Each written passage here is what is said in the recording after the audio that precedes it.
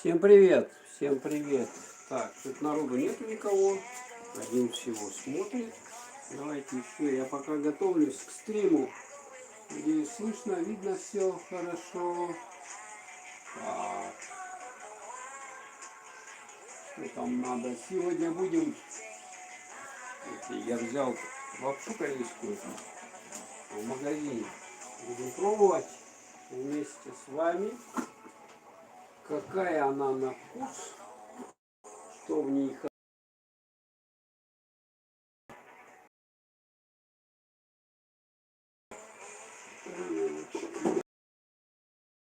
Тарелки надо большая. Посмотрим.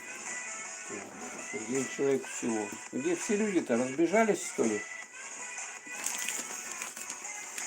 Бегают. Сколько сейчас? У нас сейчас время 8. А, подождите, 8. 19 часов 24 минуты, да? Так, а Москва у нас сейчас час полвторого. Ну да, в принципе. В принципе-то, ну ладно. Надеюсь, записи посмотрят люди. Кому будет интересно. Ну, думаю, распаковка интересная. Смотрите, что у нас сегодня. Вот такая вот лапша. По-русски интересно написано. О, на русский даже есть. По-русски есть. Отлично. У нас уже, кстати, стемнело. Темно на улице. И снег выпал.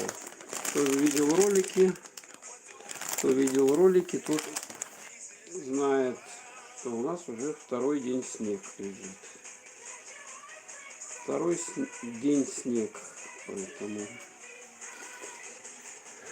Так, вот 2 человека уже. Отлично. Отлично. Рамен кимчи. Вот это, говорят, прикольное, да, вообще. А где у меня, кстати, чек, а? Давайте-ка я найду этот чек. И посмотрим. Это я забыл, что сколько стоит. Так, это не тот чек. А куда я положил тот чек? Может быть, в кармане? В кармане я сунул.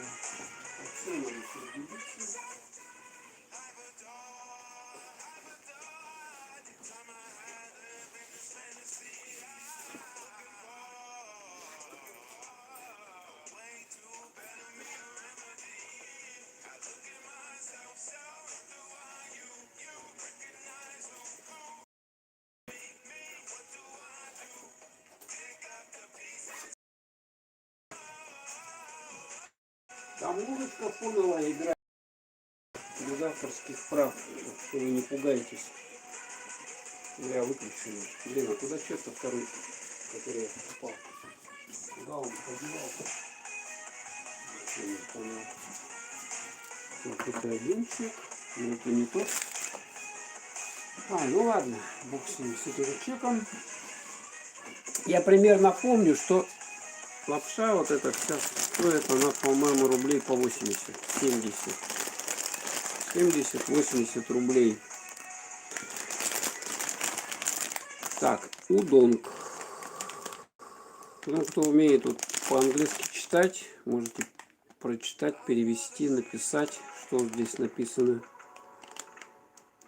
Style удонг ориентал. Смотрите, какая красивая здесь картинка. Вот она так, по идее, должно выглядеть в итоге.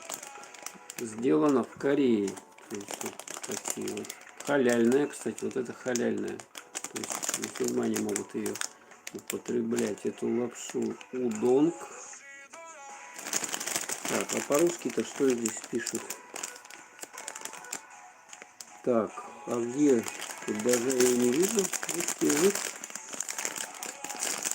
Непонятно. Вообще. Состав. Что там содержится в нем? Тут состав написано. Кто знает. Давайте музыку я выключу. Наверное, музыка мешает, да? Все, выключил музыку. Так, у нас для разгонки была она. Так, что-то народ убежал куда-то опять.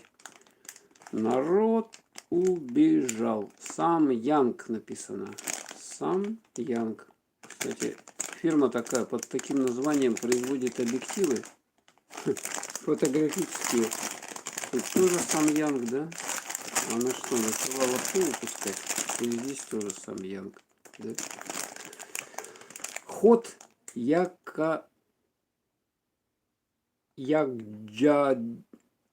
Джайджанг какой-то. Корея. Халяльная, да? Тоже халяльная. Это тоже халяльная. Да? Мусульмане могут ее с большим удовольствием есть.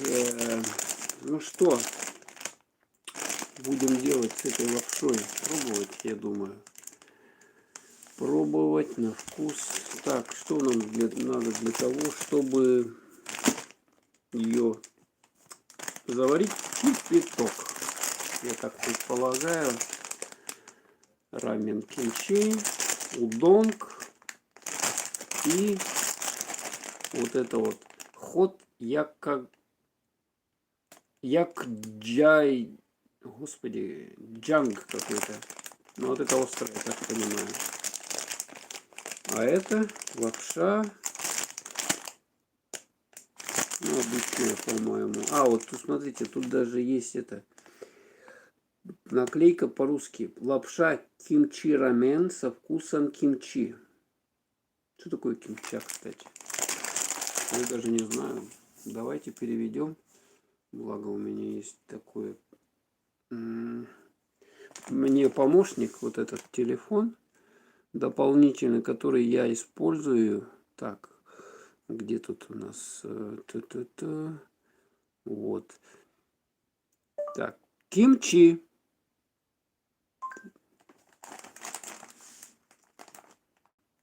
Кимчи. Так, видно, нет вам? Да что-то, что поделаешь? Фокусируйся. Алло. Кимчи, она же кимчихи. Великое изобретение корейского народа. Ух ты. Ферментированные овощи, чаще пекинская капуста. Ага, приправленные множеством специй и рыбным соусом. Какие-то из этих специй обязательно программа какие-то произвольная. Вот, оказывается, что такое кимчи. Ферментированные овощи.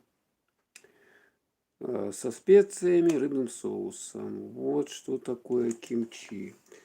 Понятно. Так что будем с вами сегодня узнавать что-то новенькое. Я, допустим, не знал, что такое кимчи. Я теперь это узнал. Так, а здесь есть перевод какой-нибудь? Здесь по-русски вот написано. Вот по-русски написано. Изготовитель Даендауши Самьянг Фудс Ко ЛТД. Самьянг Фудс Ко ЛТД. Ага, произведен в Корее. Ну, то есть, то, что в Корее произведено, значит, качество должно быть замечательное. Такие пачки большие. Вот если сравнить, давайте сейчас для сравнения я, наверное, нету. Наверное, все съели уже. Я хотел обычную лапшу взять. Тут есть, нет, наверное, съели. Я так предполагаю. Вытащили уже все.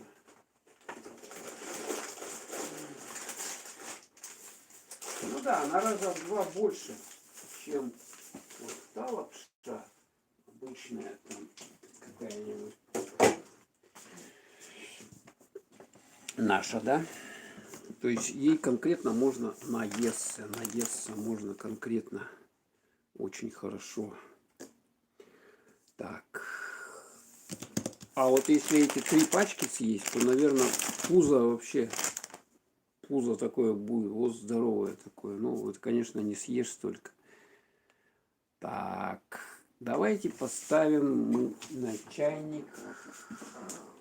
Воды нальем туда в чайник и заварим водичкой. Господи, вскипятим. Чего у меня сегодня? Спать хочу, наверное, уже. Погода мерзкая вообще. Вышел сегодня. Ну, как бы чистый воздух, да? Чистый. Транспорта мало. Люди только ходят как бы, но так все мрачновато как-то. Тяжело. Так, тяжело. Так, а где же у меня спички? Вот они, вот спички. Вы видели, что кто-то сейчас в настоящее время поджигает спичками газовую плиту? Вот я поджигаю. Знаете, это так вот делается. Берешь, чиркаешь, вот она горит, спичка. Так вот горит, вот далеко от телефона, ну, вот так вот она, короче, спички горит. И пока спичка горит, надо успеть газ зажечь. Ладно, все, тухни, потухло. Кстати, от нее такой запах прикольный, мне нравится. И вот эта головка, если ее, где, алло, головку если попробовать, она на вкус соленая, потому что там какой-то фосфор или что, вот в этой спичке. Если кто пробовал, ставьте лайк. Так, воду-то поставить, кипяточек. Сейчас раскочегарим все люди. Суббота, наверное, бегают многие по магазинам, затовариваются на следующую неделю. Да? Какие-то большие супермаркеты едут, где можно затариться большим количеством еды. Недорого. Ну, у нас в Якутске есть база, как бы, да. Туда ездят 66-я, потом по Чернышевскому база там. Еще, база еще есть. Так, что, дайте-ка, видны все сообщения. Привет, Тима, привет. Люблю море. Привет, привет. 19.4. Сейчас сколько? Привет, привет. Как у вас там погодка? Погодка шепчет, я чувствую, да? Тоже фиговая погода. Я вот смотрю эти каналы разных там крымских, не крымских блогеров показывают. Ветерок там дует, волны. Ну, в принципе, море еще как бы теплое, да? Ну, так что можно еще даже и купаться. И люди ходят, я смотрю, в куртках, как у нас даже, вот, в куртках таких ходят, в теплых куртках. У нас даже так не ходят. Но там-то понятно, почему ходят вдоль моря в куртках. Потому что ветер с моря влажный. И, естественно, влажность, она вот усугубляет это все дело. И холодно. Люди, значит, замерзают быстрее, чем когда более сухой климат. Так, ну пока у нас с вами чайник кипятится. Нам нужен кипяточек. Сейчас я вам покажу вот такое вот чудо. Ну, это все вот это с крымские радости. Ласточки на гнездо. Это, значит, вот голубка. Кто знает, любовь в Воронцовском дворце. Это, смотрите, какая раковина. Но это еще давным-давно мы когда-то с моря привезли. Ей уже бог знает сколько лет. Ну, древняя. Но вот когда сюда ухо прикладываешь, да, вот ухо вот сюда прикладываешь, слышно шум моря. Шум моря. Вот такая раковина есть. Сувениры класс. Да, вот мы вот покупали сувенирчики. И вот этой раковине, господи, уже не один десяток лет. Вот точно говорю. Ну, вот такая лакированная, да. Полакировали. Когда-то давным-давно, когда я еще маленький был, ее привезли. Вот она с тех пор у нас в серванте лежит. Такая вот. Ну а что с ней будет, да? Ничего не будет, она такая вот прочная. Так, еще что тут? Вот это тоже с крымские. Это с какой-то древесины. Дайте-ка я понюхаю. Ну, тут перцем пахнет, потому что перец был, черный перец. Вот какое-то дерево, не можжевельник, но какое-то вот дерево, не знаю точно какое. А вот это вот у нас тоже с Крыма. солонка, да, такая, соль можно насыпать сюда, она пахнет тоже каким-то прикольным деревом. Вот у этой запах почему-то не особо четко не выражен. Ага. Тоже какой-то. А вот это вот точно можжевельник у нас. Вот эти срезы, видите, да? Вот эти срезы. Вот города Алушта, Севастополь, Феодосия, Судак, Ялта. Вот это вот такие срезики, да, нарезали. Это можжевельник же, да? Или что? Но мне сказали, что можжевельник. Он уже растокся, видите, да? Ему уже несколько лет, года 4, наверное, что ли. Вот этой подставки. Он рассохся. И вот и прикольно, когда ставишь что-то горячее сюда, что-то горячее, запах вот этот начинает выделяться с этих деревяшек, ага, и такой запах, ностальгия. Да. Ну и еще одна вот такая вот штуковина, тоже это с Крыма привезен, тоже можжевельник такой. Здесь, видите, кусочки такие вырезаны, это, видать, с этих маленьких веток. И, соответственно, вот сюда, тут какая-то эпоксидная смола или что, да? Ага. Она, соответственно, вот здесь залито, прикольно сделано. Да, углубления, в нем такие вот эти самые. Это все натуральное. Натюрель. Никакой вам пластмассы, ничего нету. Вот крымский сувенир. Вот кора даже, видите, да, какая есть. Ну, тут здесь вот отвалилась, допустим, да, но так она еще пока держится. Тоже как подставочка под горячее там. Что-нибудь, чайничек поставить сюда. Такого или чашку там, ага. Прикольная штука. Так, читаем. Почему-то чат удаляется. Добро пожаловать в чат. Хочу в Крым, люблю море. Да, а вы что, не в Крыму, что ли? Я даже не знаю где. А где вы живете? Скажите, пожалуйста, люблю море. Да. Ну, любить море, это не значит еще, чтобы там жить, да? Вот такие сувенирчики прикольные, вот как бы стоят на кухне и напоминают. Ну это еще вот это вот туесок такой. Это с бересты вырезано. Это, не помню, откуда привезли, то ли с Байкала. Как он открывается, подождите. А, вот. Господи, я не то дергаю. Вот такой туесок. Он прошит, кстати, вот это все.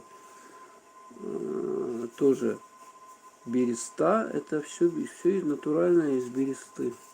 Вот такие вот экологически чистые баночки. Надо в них желательно хранить продукты, потому что пластмасса это просто кошмар. Смотрите, тут деревяшка какая вырезана конкретно вот так вот. Ну, можно здесь какую-то приправу, не знаю, что-нибудь, траву какую-нибудь хранить. Вот. У нас, значит, вот такие вот дела. Еще. Такого, наверное, вы точно не видели. Что-то у меня неправильно отображает количество смотрящих. 0 человек. Наверное, даже и не помнят те люди, что это такое. Видали? Феликс М. Думаете, что это такое? Пишите. Пока пишите. Эту штуку можно крутить, эту можно тоже крутить, вот так вращать в одну сторону, в другую, в другую сторону. Видите, тут циферки меняются. Девятки пошли. Прикольно, да? Надо держать. Оп. Так. Сворачиваю. Почему-то вот это. Ой, блин, одна цифра не уходит никуда. Тут всякие вот эти. Это запятая, знаете, да, запятая. Запятая. И здесь тоже наверху запятая есть. Блин, она фигово водится. Это, короче, калькулятор. Деньги печать. Нет, это арифмометр, калькулятор. Он, видите, ручной. То есть, когда не было, ну, вот этих калькуляторов, им что-то считали. То есть, вот, допустим, Давайте я тут сброшу вот эти штуки, когда крутишь, она сбрасывает. Ну почему-то 12 разряд он не доходит. Ага, и здесь тоже скидывает. Ну вот она стояла, да? Представляете, сколько лет? Я ее взял, и ничего, она работает. То есть не надо батареек, ничего не надо. Ну, допустим, сколько? Давайте 5, да? Вот видите, на 5, да? 5, да? 5. 5. Вот сейчас поворачиваем вот в эту сторону, вверх по стрелочке. Чик. Пятерку видно, да? Вот здесь пятерку видно. Ага, 5 плюс сколько? Ну, допустим, 2. Вот я вот этот ползунок на 2 ставлю. Плюс надо в эту сторону крутить. Минус вот в эту сторону. То есть опять по часовой стрелке 5 плюс 2 сколько будет? Чин! 7. Видно вам? Нет? 7. 5 плюс 2 будет 7. Ура! Ну, а тут сколько мы раз покрутили эту штуку. Вот такая штука. Представляете, она работает. Или, допустим, минус, допустим. Ну, какое число там? Давайте больше возьмем разрядов. Допустим, 199, да, вот так. Давайте не 9, а 150, ну, что-нибудь произвольно, вот так вот. 158. Так, 158. Оп. Видно, да? Видно, надеюсь, там качество хорошее. Так, минус. Так, вот так вот он. Вот так берем, на 0 ставим вот эту штуку сюда. Видите, тут эти вылазят, как бы, которые, когда мы так делаем, она обнуляет. Вот это 158 минус, да, ну, произвольное число. 3, давайте 58, да, 50. Чтобы у нас что-то круглое получилось. 58 минус. То есть мы должны вот сюда вот крутить. Вот сюда. В эту, наоборот. 158 минус 58. Сколько будет? 100. Вау. Вообще фантастика. Да. Обнуляем. Обнуление, кстати, вот так делается. Видали, да? Кто не знает, как обнулиться, вот так вот берете, допустим, тут какая-то цифра у вас, там, вот, кстати, вот сколько раз прокрутили, 3, допустим, это умножили, это число, соответственно. Так, обнулиться как? Вот так берем и чик, резко, чик, и все, у нас все нули. Так, это мы вот так обнуляем.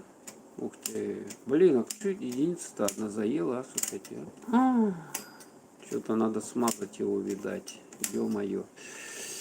Так, я слушаю чайник уже. Ну, давайте еще что-нибудь. Знак умножения сделаем. Давайте умножением. 2, давайте, допустим, 3 умножить на 3. Сколько будет? Так, что, подождите, я выключу. Чайник такой со свистком. Ставьте лайк, у кого чайник со свистком. Удобная штука, кстати. Свисток, то есть, когда сидишь за компьютером долго, свисток помогает, соответственно, не пропустить этот момент закипания, чтобы чайник не сгорел. Так, 3 умножим, допустим, на 3. Вот здесь будем смотреть множимое, да?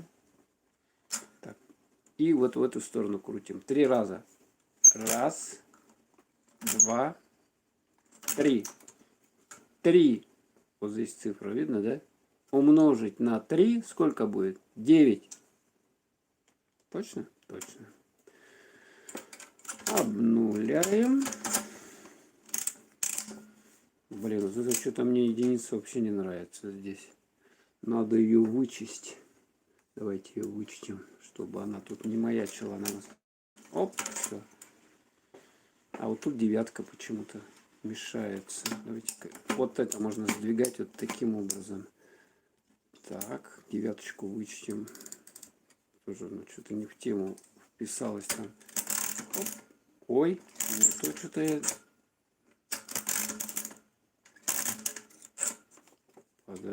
Подождите. Что такое? 8.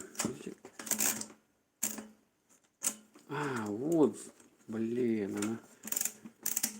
О, обнулил. Ё-моё. Ну, надо смазывать. Тут единственное, что нужно, да, это, значит, масло.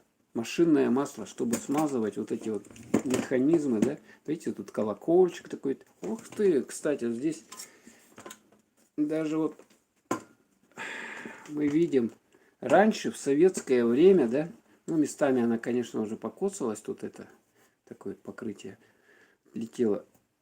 Раньше, в советское время, экономика была такая стабильная, что даже цену выбивали на товаре. Представляете, да? А сейчас выбей на товаре цену.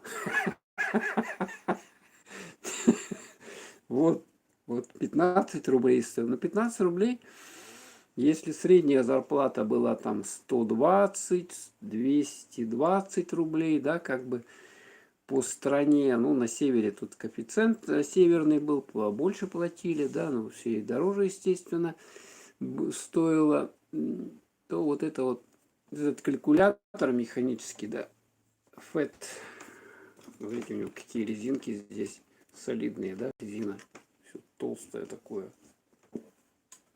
Ой. FET. 15 рублей раньше стоил когда-то в советское время. Но это, наверное, 60-е годы, я думаю, вот эта вот штука сделана. В 60-х годах. А Феликс, знаете, кто это? FET Феликс. По-моему, это этот Феликс Эдмундович Дзержинский, что ли. Или я ошибаюсь. Тут даже номер какой-то есть. А вот этой штукой вот так вот можно переводить это. Ну, когда считаешь много всяких там разрядов, цифр, то дергают ее. Так, короче, вот это арифмометр 50-х. Даже, да, по-моему, его изобрели, наверное, еще когда-то до войны. Угу. И вот на этих штуках считали. И даже, может, до революции. Ну, раньше же на чем-то считали. На счетах, я понимаю, да, счеты, да?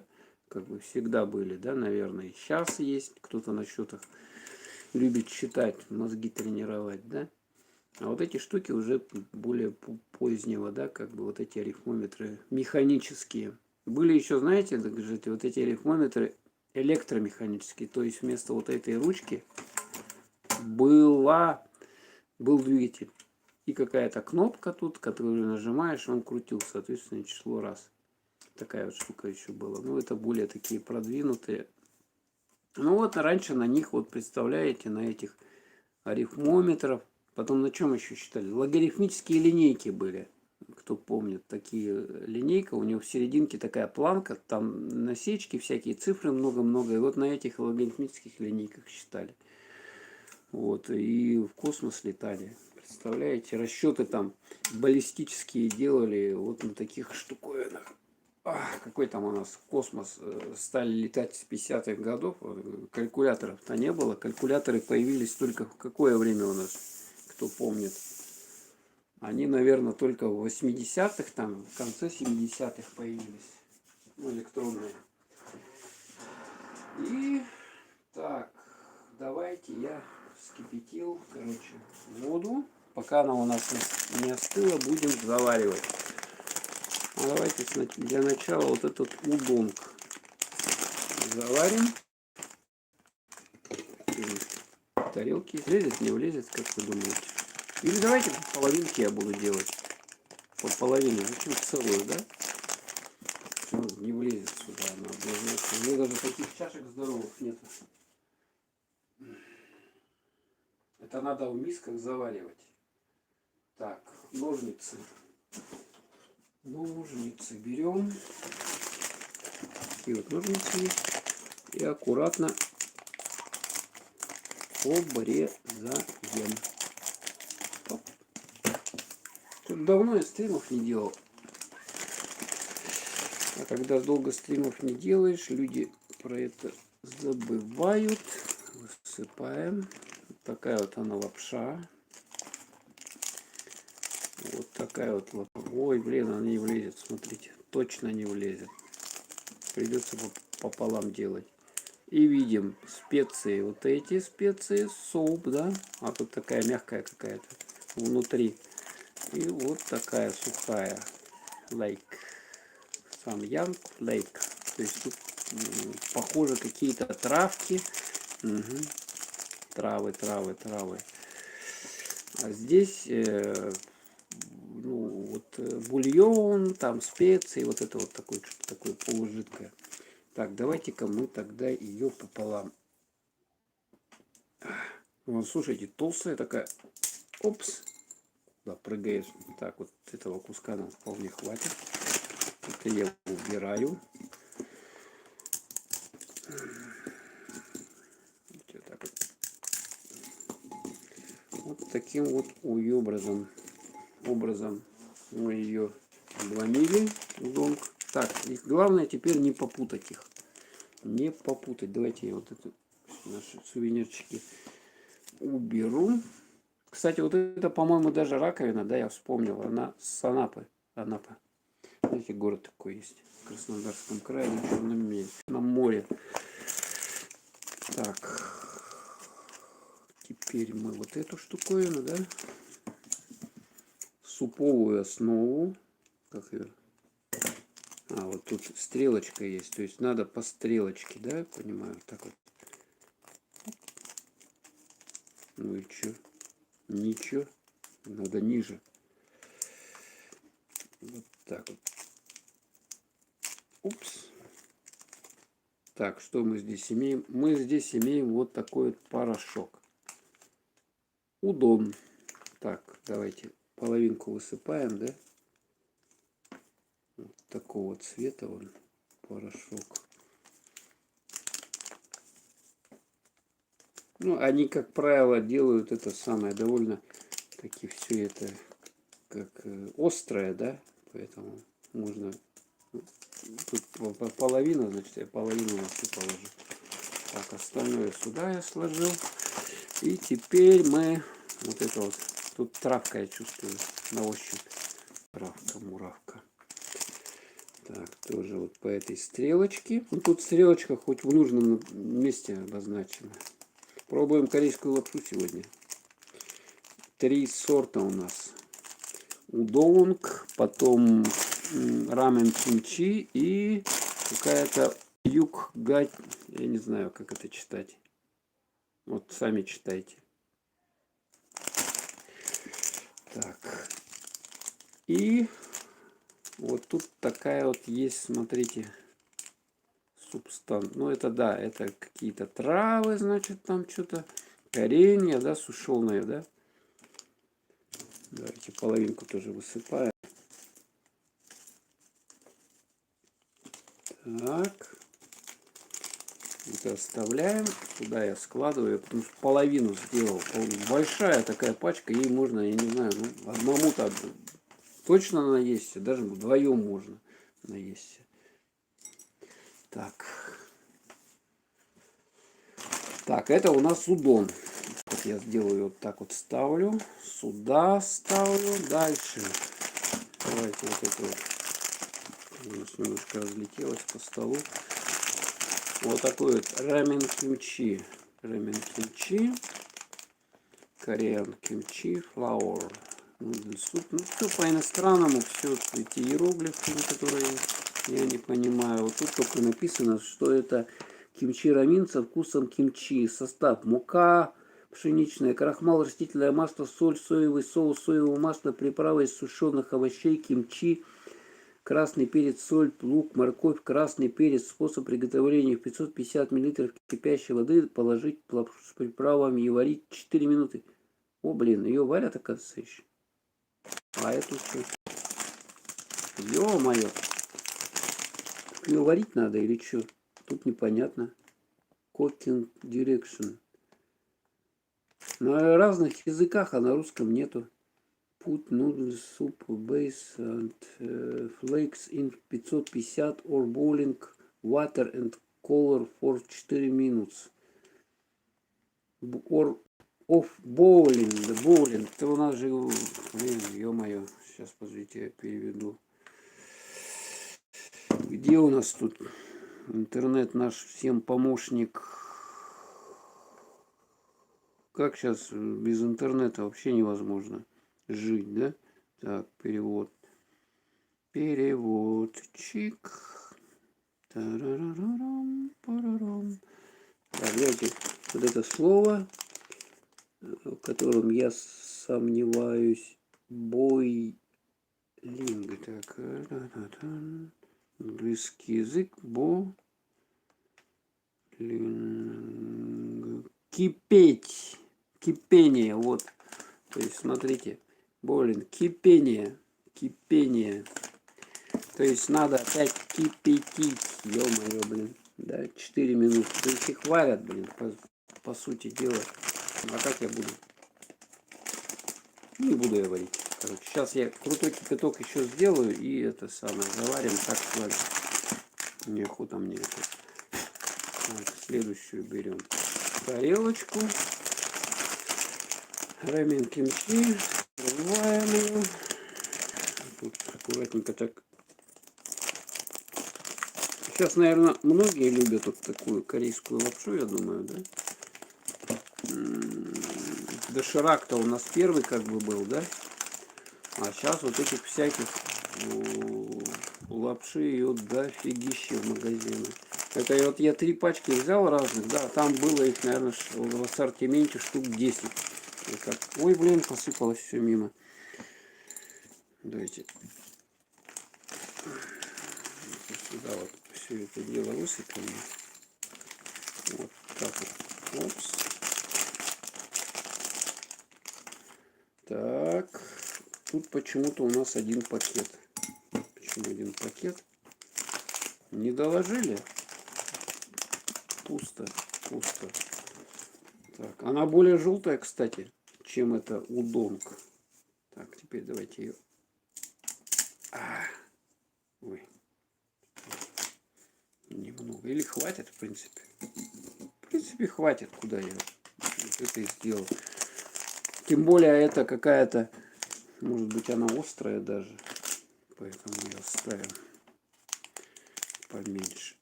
Так, а здесь у нас что? Тоже вот такой какой-то порошок. Ну, фокусируйся. Так. Вот такой порошок. Насыпаем. Сюда пробуем лапшу.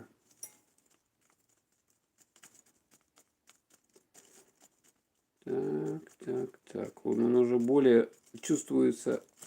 Более, вот смотрите, тут такой цвет, а тут такой. То есть она больше мяса. Больше мяса здесь. Больше. Ой, какого мяса, что я говорю? Больше красного перца, блин. Вот в чем дело. Так, ладно, хватит. Хватит этого сюда мешать. Закидываем. Это обратно. Ну, дегустационная. То есть вот эту можно есть, по сути дела. Даже можно на 2 раза ее, на 3. Так, оставляем здесь кимчи. И третье, нет, вот сюда вот в сторонку. И теперь йог. Вот эту вот штуковину будем пробовать. Так, тарелка, где еще одна? Где тарелка? Вижу такую же по цвету. Куда-то делась. Будем делать, заваривать. Она такая же по высоте примерно. Или меньше даже. Куда тарелки-то делись? Понять не могу. Сколько их было, по-моему, их много было. Ладно. В это заварим. 5 лайков. Спасибо. Так, вот это вот теперь завариваем. Открываем. Открываем. Так, что мы здесь имеем? Такой большой такой лапшу. О, какая она здоровая. Она даже, смотрите, не помещается сюда. в эту тарелку. Поэтому мы ее сделаем. Опс, блин, рассыпалась, а? Рассыпалась. Вот такую еще. А это мы уберем обратно. Подождите. Если я достану отсюда добавочки. Это мы все обратно сюда. Ой. Ой. Она же еще раз бухнет, ладно. Этого хватит, в принципе. Так.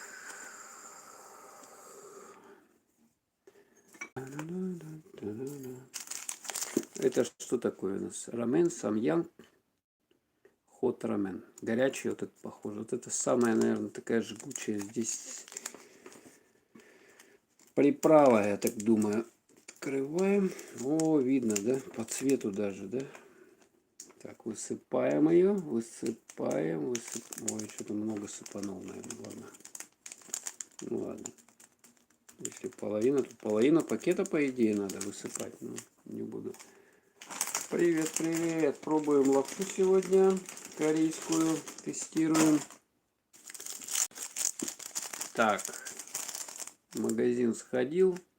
Лень готовить, а зато лапша продается. Готовить надо ставить возле плитки, что-то ложку чистить, да, там резать ее там. Ну сколько вот суп у вас выходит сделать? Это варить только его надо. Если мясо там час пока варишь, потом, значит, все это картошку, там капусту, все это время еще полчаса, да, час, полтора-два часа, чтобы кастрюлю супа надо только сварить, да. Ага. А это вот быстро так взял, на скорую руку, там, чтобы время не тратить свое драгоценное. Быстро вот так вот. Хотя это, конечно, вредная штука, да. Ну вот иногда можно. Я вообще не ем ее. Для стрима я решил взять, попробовать. Тут видим вот такая вот у нас сушеная. Сушеные такие вот специи. Тут даже мясо или что там. Или морковь. Ну да, вот такие какие-то. Не знаю, что это такое. Короче, это что такое? Поострее, да. То есть вот тут разные сушеные. Там, ну, морковка, лук, там, сами понимаете, какие-то. Что обычно добавляют в лапшу. Так, высыпаем половинку. Ее вставляем. И ложим вот в этот пакетик. Я все не съем, конечно. Мне сюда 3 лапши сразу, таких здоровых, съесть. Да, лень готовить спасает, согласен с вами. Но иногда лень настолько заедает, что ты начинаешь вот этот доширак есть каждый день практически. Это живот убивает. То есть надо помнить, что как бы язва, там все это дело.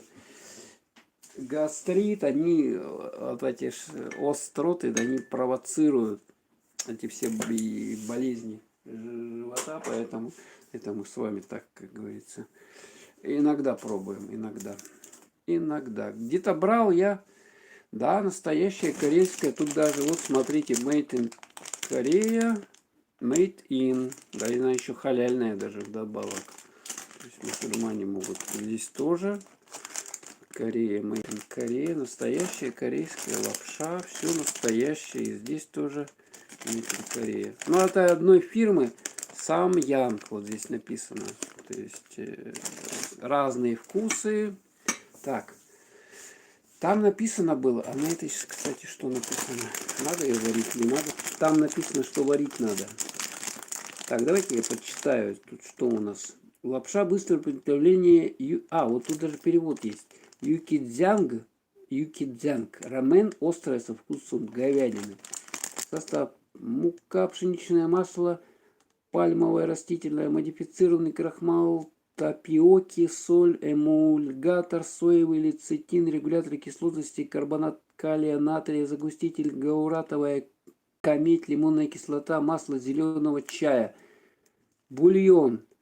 Так, вот тут это лапша была из чего, да, я читал. Теперь бульон, соевый соус, пшеница, усилитель вкуса, глутамат натрия, 1 замещенный, 5 рибонуклеотиды натрия, соль, сахар, дрожжи, сухие, соя, пшеница, смесь специй, чили, чеснок, лук, сухой экстракт чили, ароматизатор, грибы, молоко, лук сушеный, молотый черный перец, масло растительное, пальмовое, краситель, сахарный колер, 3 полученные по аммиачной технологии, редька сушеная, чесночное масло, ДЛ, яблочная кислота, экстракт паприки. Так, это была у нас бульон еще состоял. И приправа, что вот в этом пакетике, где травка лежала.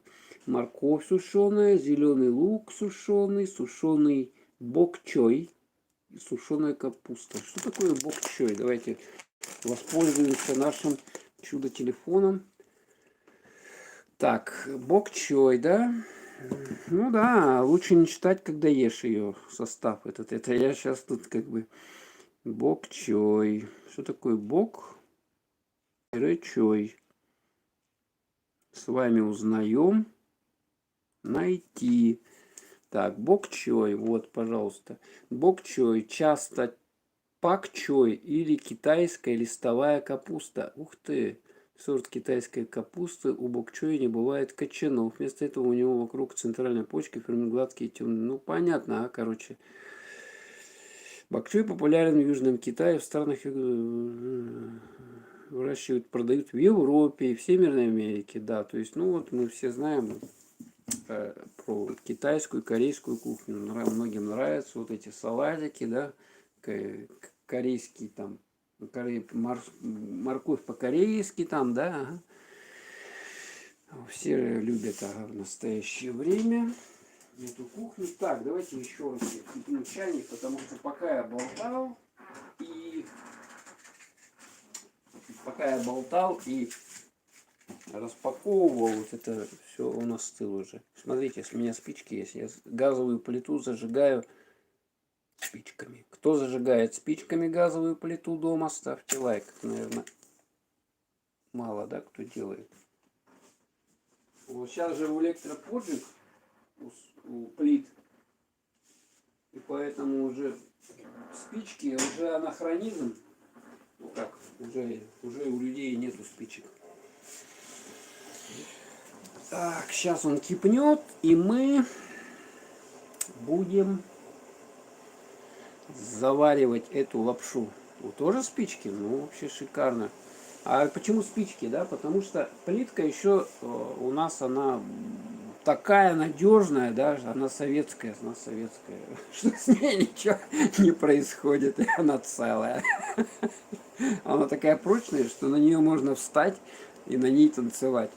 Ну, вот, и когда что-то на кухне делаешь, допустим, встаешь на эту плиту, ну, потолок, допустим, надо там покрасить, вот, нужно на плиту встать, и ничего с ней не будет. Такой металл.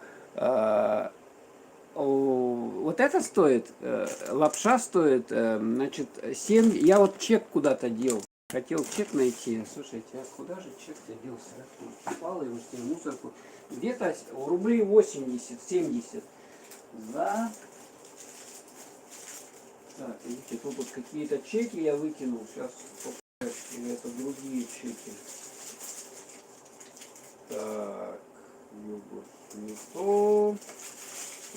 Это я то, что вчера покупал.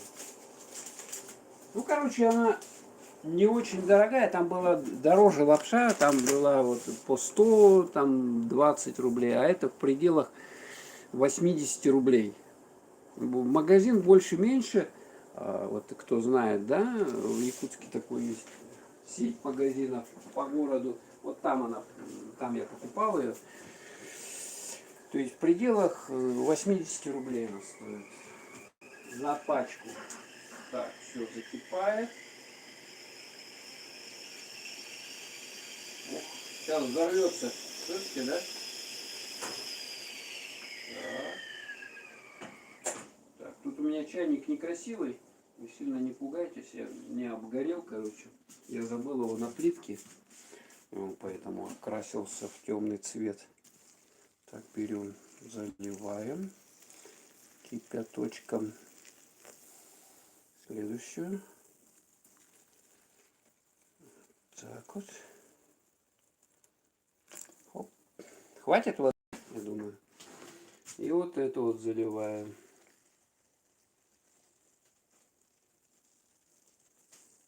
Ой, это что-то шипеть даже начала.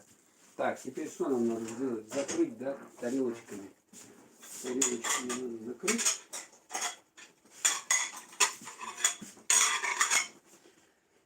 Чтобы она настоялась. Ой, блин.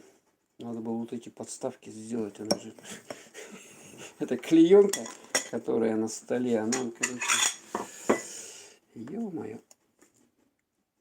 Поплавилась. Так, чуть дальше. Ой, блин.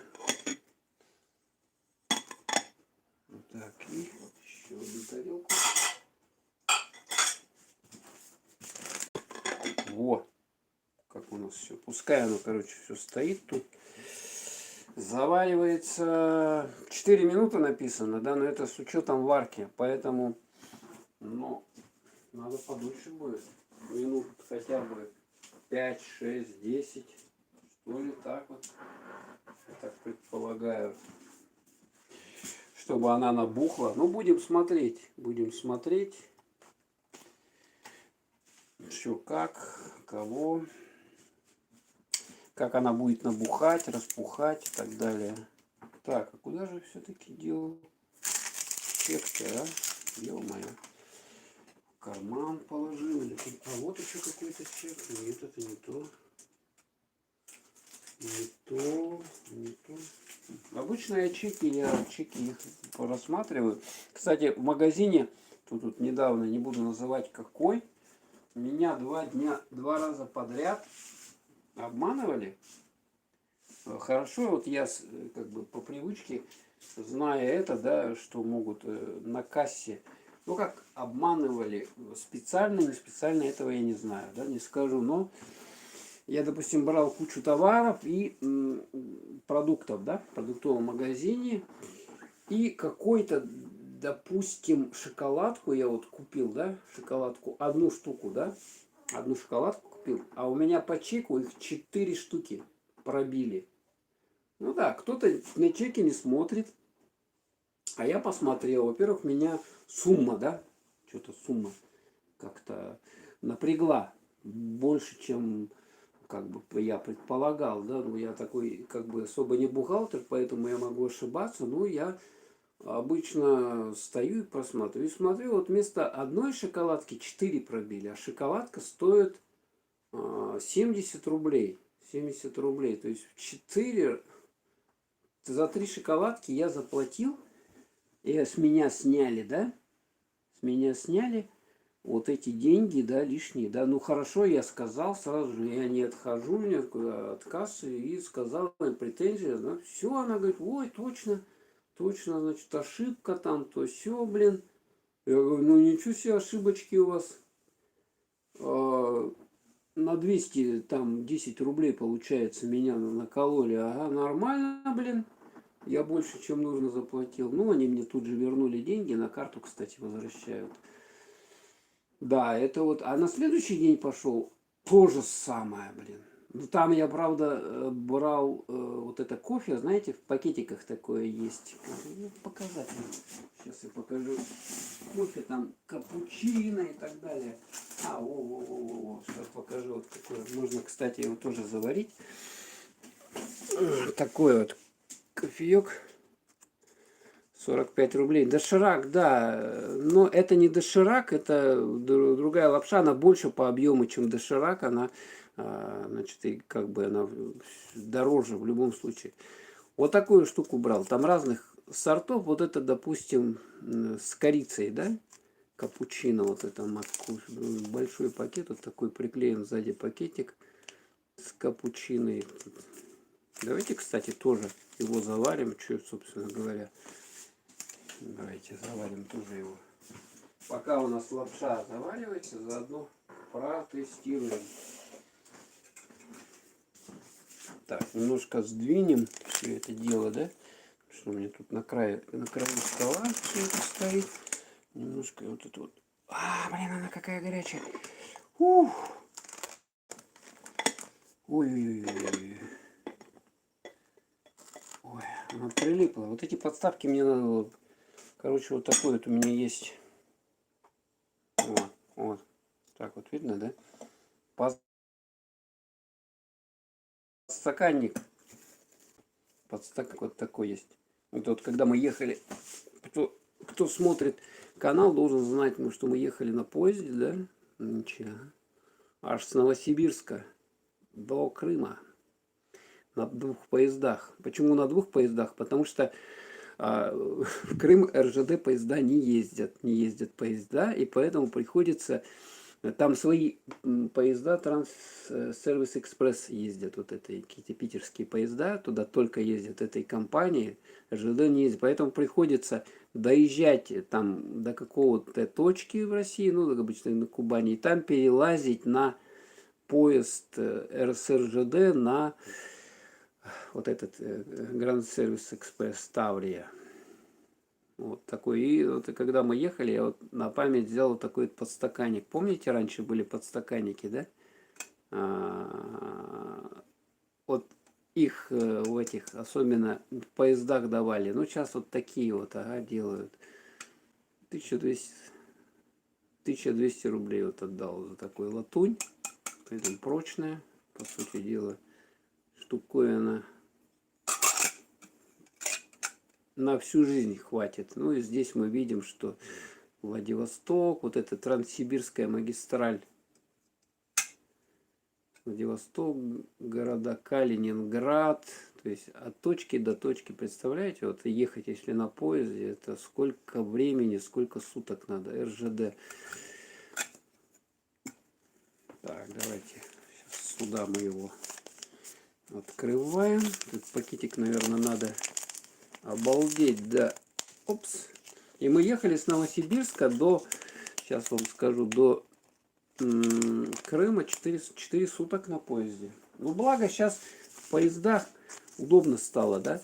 Там, пожалуйста, можно взять, во-первых, еду с ресторана, да. То есть там, допустим, ходил постоянно каждый там день, несколько раз в день, видать, какой-то повар с этого ресторана, да, вагона ресторана. Во-первых, можно заказать еду, там обед, ужин, завтрак можно заказать через сайт РЖД тоже, значит, там у них наборы идут еды, ну, такие не очень вкусные, а можно заказывать еду с ресторанов в некоторых городах крупных. Вот мы, в частности, в Челябинске еду с ресторана заказывали, там заказывали суши, довольно большой такой, как набор, да, суши, то есть много там, килограмм, короче, было суши, это нам где-то, или 1,5 килограмма суши было, я же не один ехал, да, как бы, и стоило это где-то 1200 рублей.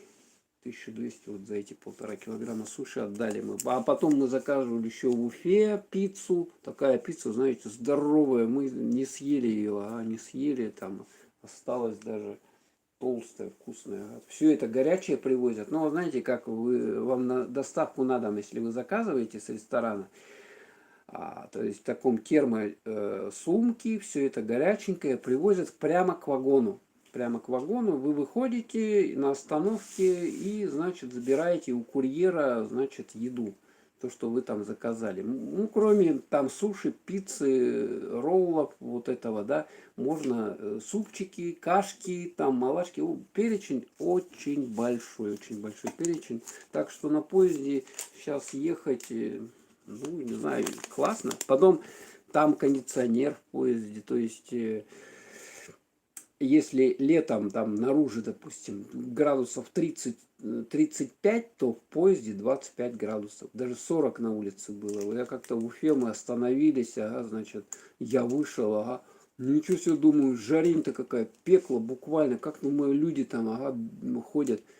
Потому что кондиционер работает в вагоне с 25 градусов. 25, вообще комфортно ехать. Ну, там есть же и вдобавок еще, если вы долго едете, там душ есть, то есть, ну, можно душ.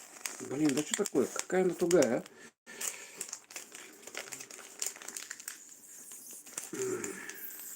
Так, открываю пакет. Еле-еле открыл. Так, что мы здесь имеем? Мы здесь вот такую вот Вот что имеем. Так, высыпаем какой-то порошок. Видать, это сливки. Сливки с кофе. Да? Давайте почитаем состав. Так, состав: сахар, заменитель сливок, гидрогенный растительный жир, эмульгатор, агент. Ой, кошмар, короче. Кофе растворимый. Мальтодекстрин, ароматизатор, карамель, ваниль.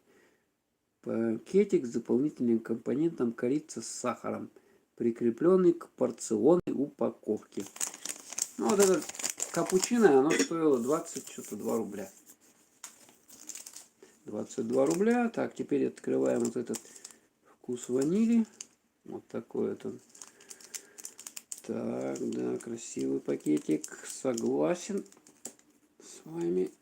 Ну, 22 рубля, кстати. Вот когда в поезде едешь, да, вот таких пакетиков набрать, если туда. Ну, классно вообще можно кушать там, сидеть. А что в поезде делаешь? Там вот лежишь, в окошко смотришь, да? Потом ешь. Что еще делаешь? И опять в окошко смотришь. Спишь. И все. Ну, болтаешь еще, если соседи классные там попадаются иногда. Болтаешь, слушаешь, там кто что рассказывает. Люди со всей страны едут. Это не самолет, там, где набивают там битком людей, там голод, этот взлет, посадка, там уши закладывает. То есть все, блин, ага, поезд это так, на расслабоне ехать, вот честно вам скажу, поэтому если у вас есть время, конечно, да, езжайте лучше поездом, чем самолетом, потому что более комфортно ехать. Я говорю, сейчас поезда уже новее делаются, вообще шикарные какие-то есть. Так, и заливаем, давай мы кипяточком. Кипяточком. Так, наверное, я думаю, надо перемешать, да? Перемешать надо. Так, у нас такая ложечка есть. Кстати, ложечка. ЕНЦ. Цена есть, нету? Я посмотрю, какого она года выпуска. Она типа посеребренная. Советская, не советская, смотрю. Ух ты, какая пенка, слушайте. Шикардозная, да? Да-да-да, классно. Смотрите, у нас шикарный, смотрите, 3 лапши, да, раз, два, три и капучино с пенкой. Шикардозный. А какой запах? Если бы вы чувствовали этот аромат. Ну вот, пожалуйста. Упс. Вот у нас капучино. Готово. С ароматом ванили. Корицы и ванили. Намешали. Ну, короче, ладно. Что есть, то и есть. Что есть, тому и рады. Живи, пока живется. И наслаждайся жизнью. Пока живется. Нечего там бурчать. На погоду, непогоду. У нас сегодня, вон, пожалуйста, снег второй день лежит. Что у нас там еще? Пожалуйста, пасмурная погода, лужи. Этот снег же тает, и такие, знаете, лужи. Конечно, там некоторые лужи просто не пройдешь. Вот, кому интересно, ролик вышел, на канале я вот сходил, это просто какой-то апокалипсис. Но резиновые сапоги, вот сейчас самое то. Или надо обходить эти лужи там. Ну, ведь причем удивляешься, вроде бы вот асфальт совсем недавно положенный, да, но вода никуда не уходит. Вода никуда не уходит, она стоит вот в этих низинах, которые получаются. Она просто стоит и, значит, пешком вообще бесполезно проходить. Смотрите, кому интересно. Так, вот у нас капучинка.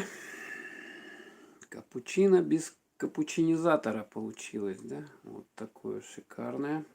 Так, ну и давайте за самое вкусное сейчас возьмемся. Давайте посмотрим, что заварилось. Нет она у нас. Давайте ее... надо... Я знаю, что надо перемешивать в процессе заваривания, чтобы она лучше была. Так, нам для этого надо вилку. Вилку.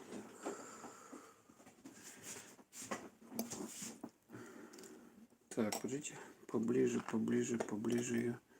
Вот она такая, что-то я воды много налил, да? Ну, кстати, не разварилась. Знаете, что я сделаю? У меня же тут рядом микроволновка. Точно. Я сейчас... Это сколько я времени болтал? Минут 7, наверное, да?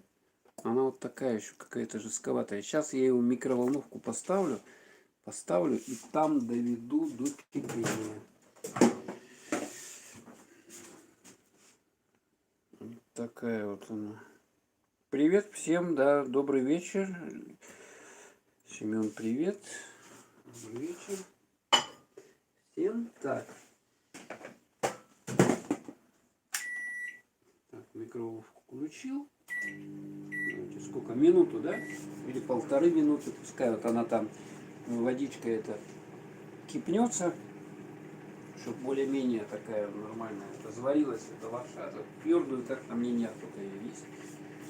Хотя, по идее, вот эта лапша доширак, она просто кипяточком. Но это какая-то она более такая толстая. Вот смотрите, какая структура у нее. Вот такая структура.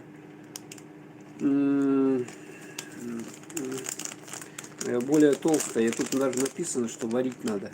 Боулинг. Так, интернет в поездах, ну, его нету в поездах, в самих поездах, то есть на станциях, которые подходит поезд, там и появляется интернет, да, в городах где-то появляется, ну, как проезжаешь где-то мимо населенных пунктов, когда каких-то проезжаешь, интернет появляется. А так в поезде интернета нету, естественно. Значит, ну, интернет этот, поезд быстро едет, да? Там скорость у него там 80 километров, 70, 60, поэтому он быстро проезжает. Ну вот где в больших городах, он там, конечно, дольше стоит, как бы.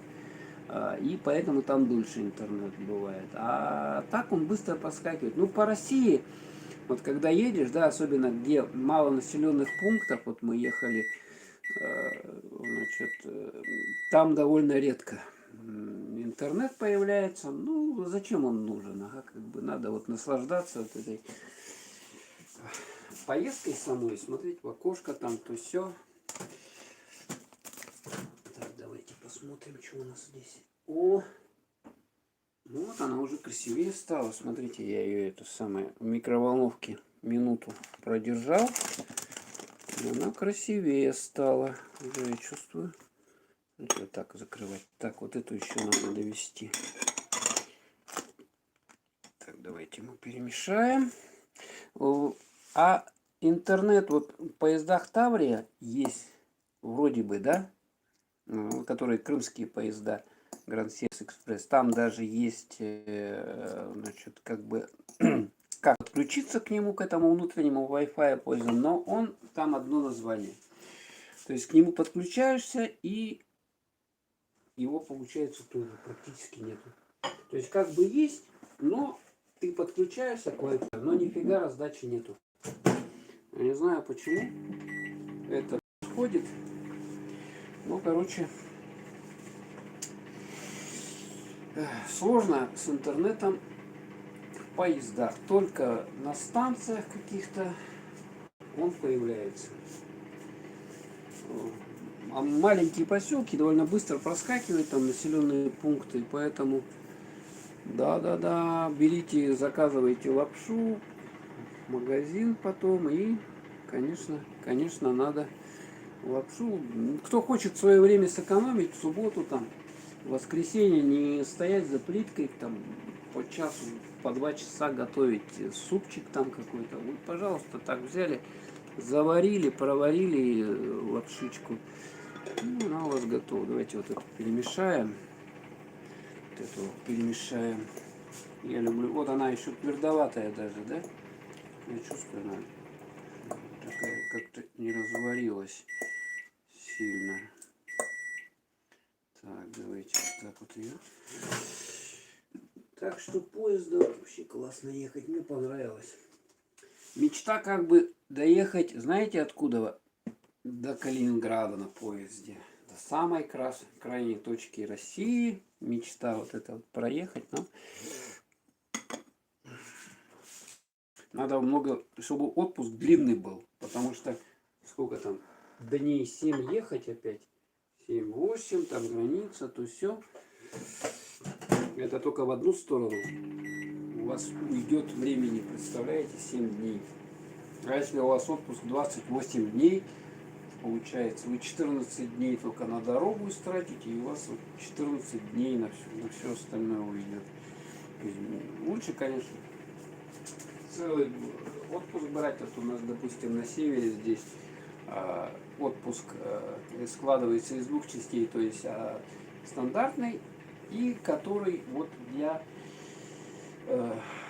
28 дней стандартный, и который идет для жителей Крайнего Севера дополнительно еще 24 дня. То есть 28 плюс 24, 52 дня у нас отпуск. 52 дня. Около 2 месяцев. Ну, за это время успеваешь как бы нормально отдохнуть. Но не все работодатели позволяют как бы гулять так долго, в связи с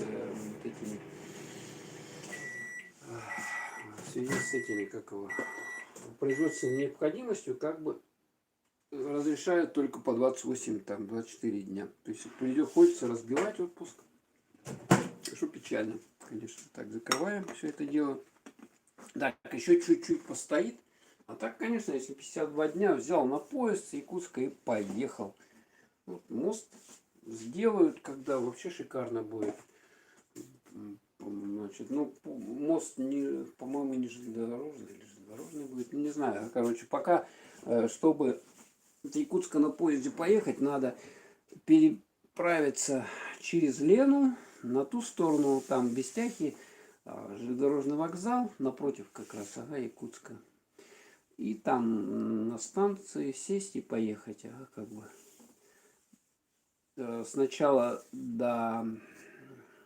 Как у нас называется это, господи, сейчас покажу, как раз пока, где у нас Якутская железная дорога. Сейчас показать вам, как она идет.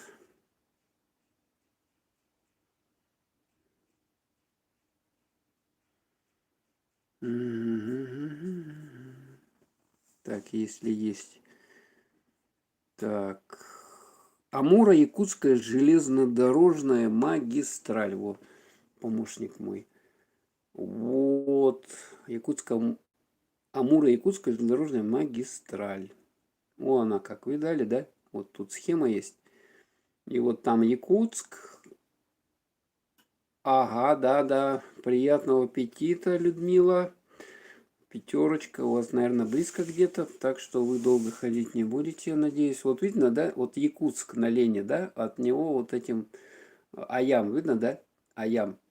Вот от него надо доехать до вот где БАМ, видно, да? До Тынды. До Тынды. И там, получается, пересесть на поезд другой или как-то там вагон прицепной, там, ну, понятное дело, да? Значит, и вот от Тынды уже куда-то или на запад, или на восток, в район Владивостока. Ну, вообще поезд ходит у нас до Благовещенска, вот этот Аямовский, Амуро-Якутская железнодорожная магистраль, который. БАМ, вот Байкало-Амурская магистраль, Трансип, вот смотрите, Трансип, но это еще во времена царя сделан был.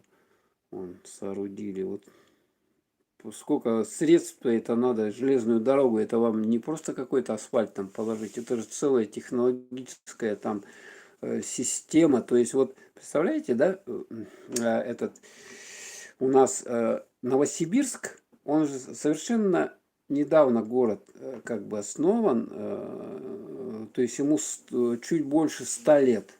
100 лет, а он возник в результате строительства Трансиба. 1800 каком-то там году. Ага, значит, давайте даже наберем, если интересно вам. Это Новосибирск. Новосибирск, год основания. Ну, как шикарно. Сейчас вообще не надо. 1893 год. Сейчас даже печатать не надо. То есть помощник нам вот выдает, пожалуйста. То есть в этом году вот как раз Транссибирская магистраль строилась и река Обь, которую необходимо было мост строить. И возник на этом месте строительство моста поселок, который потом в дальнейшем перерос в город. И сейчас он столица Сибири считается, Новосибирск. Там больше миллиона или 1,5 или 2 миллиона жителей. Ну там, короче, сейчас вообще очень много народу, очень много машин. Ой, подождите, у меня телефон. Пардон, 2%. Стоп, авария. Авария. Так, он же сейчас сядет. И стрим прекратится. Это нельзя делать. Этого нельзя допустить. Как я так мог промазать? Так, воткнул в розетку, смотрите, господи. Так, а что тут цепанул-то? Так, теперь надо как-то это все, тут эти провода положить аккуратно, чтобы... Вот так вот я положу. О, заряжается, все нормально. 2%, хоть предупредил, не вырубился. А то пришлось... Ну вот, короче, Новосибирск, он основан был при строительстве Транссиба. Сначала поселок, где вот эти вот проживали мостостроители, железнодорожники, а потом он со временем перерос в город. И сейчас это очень большой город, целая агломерация, там, значит, много жителей живет, там пробки вечные, ага, тут то все. Короче, Атима Анад АВК. Что такое АВК? АВК не совсем я понял, ага. Короче, вот таким образом можно, в принципе, доехать с Якутска сейчас до Калининграда. Представляете, да? Через все. Ну, это время надо много, да? Ну, так прикольно, конечно. Там же выходишь, не просто едешь, выходишь на остановках, смотришь там, вышел, покурил, там, посмотрел, сувенирчики какие-то взял. Вот, в частности, мы вот ехали, такие вот сувенирчики взяли. Видите, да, пояс РЖД, магнит на холодильнике прикрепленный, вот такой, потом вот такой вот взяли, вот такой вот Нижний Новгород. Есть вот вагончик, то есть вы можете составить целый состав, вот такой вот так вот, видите, набрать этих, и вот он у вас поедет. В каком городе вы были, вы вот берете такой вот магнитик и вот поехали. Так. Магнитики, там какие-то сувениры, там вот, в частности, где у нас эти куча магнитиков, я его хотел показать, я, наверное, перевесил его. Я их туда наверх. Сейчас не буду я лазить, короче, там, ну, в этих городах можно разные сувениры на остановках. Ну, еда там дорогая, сразу вам скажу, все это стоит в раза в 2-3 дороже, чем в обычном магазине на дорожных станциях, поэтому едой надо запасаться заранее. А так можно, конечно, докупать или в ресторанах заказывать, там, которые доставка приезжает на больших железнодорожных станциях, допустим, как Челябинск, да, там Уфа или Омск. Вот мы когда ехали, мы заказывали прямо с ресторана, нам подвозили к вагону, выходишь, там курьер с этой сумкой, термо, да, такой защитной, и, соответственно, забираешь, проходишь и кушаешь, шикарно. Там обычно длинная остановка, минут по 40, даже по часу бывает. И пока, значит, остановка, кушаешь все это, съедаешь, не торопясь. Можно супчики, там кашки заказывать, пожалуйста. Вообще сейчас шикарно ехать, конечно. Кондиционер работает, то все. Ладно, что-то мы заболтались с вами. Давайте приступим к пробованию дегустации Так, давайте сначала вот это вот открываем. Это у нас лапша. Читаю вам. Так не фиг прочитаешь вот это название. Якидзяджан какой-то. Если вот правильно читать, получается юкидзян карамен, острая со вкусом говядины. Пробуем ее.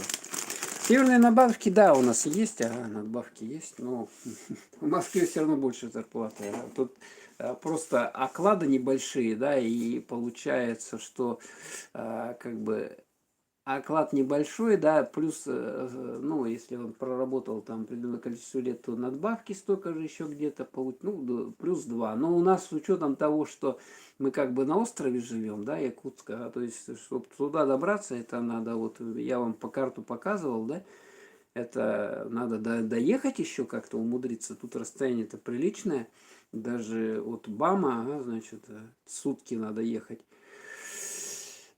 Спасибо, спасибо, Людмила. Приятного аппетита, да. То есть у нас здесь все дороже, поэтому они эти надбавки, они все съедаются.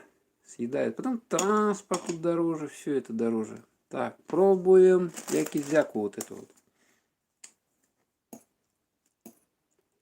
Нормально уже надо стало? Нормально. Дайте-ка я хлебушек возьму, что ли. Без хлеба я не привык есть. Вот такой я хлебушек взял. Вот такой вот. Он, кстати, мне нравится, это хлеб литовский. Хлеб литовский, вот видно, да? Ну, буханочка такая, булочка стоит, она 70 рублей у нас, но он зато он вкусный. Когда он продается, я его покупаю. 70 рублей такая буханка. Ну, как бы это не дешево, конечно, но зато он вкусный, он мягкий, вкусный. И с ним удовольствие, его вообще можно просто есть как бы вот так вот. А если маслом смажешь, то вообще шикардос. Вот такой вот он у нас хлебушек литовский, вкусненький. И берем мы лапшичку. Так, я уже не буду показывать.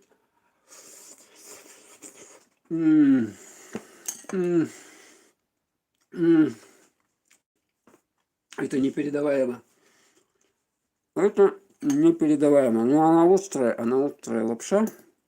Чем-то доширак напоминает, конечно. Острая.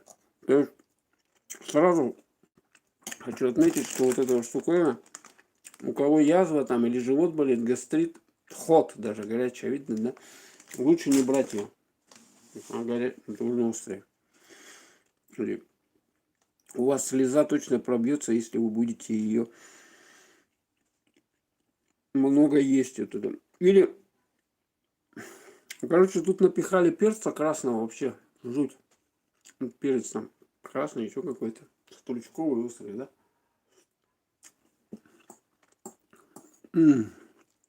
Но зато им можно хорошо прочистить нос. Вот морковка, пожалуйста, вот она. Морковка здесь. Где она? Куда упала морковка? Вот видно морковка, да? Морковка здесь. Морковка. Так, берем. Хоп.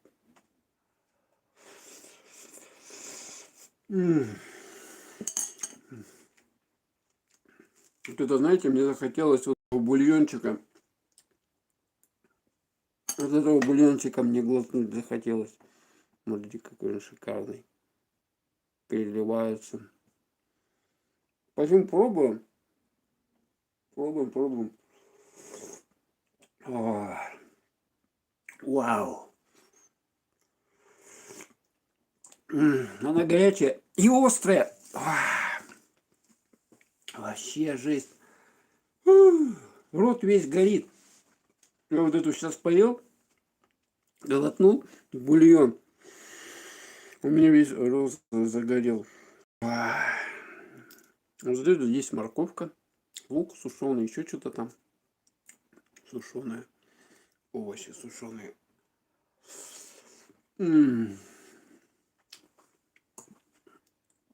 Вообще, еще знаете, что не хватает? к этому. Сейчас я это сделаю. Я сейчас еще к этому сделаю. Вот еще. Мясо не хватает, да? Догадайтесь, что сейчас я...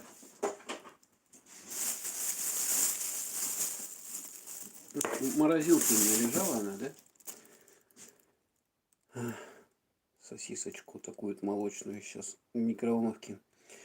Да, если не всю приправу бухать, процентов 10-20 бухнуть. Не, она все равно острая, понимаете? Она будет тогда недосоленая, да, как бы и острая, да, там, то все. Ну, можно, да. Но лучше для этого брать не, если вы не любите не ход, значит, обычную, ну, как, знаете, доширак есть красный, да, жгучий. Есть обычный, да, есть там куриный какой-то, который, в принципе, можно нормально есть. То есть вы, когда покупаете... Так, сейчас я разогрею микроволновку, эту сосиску. Так, подождите, надо же ее подрезать. Что я делаю, господи.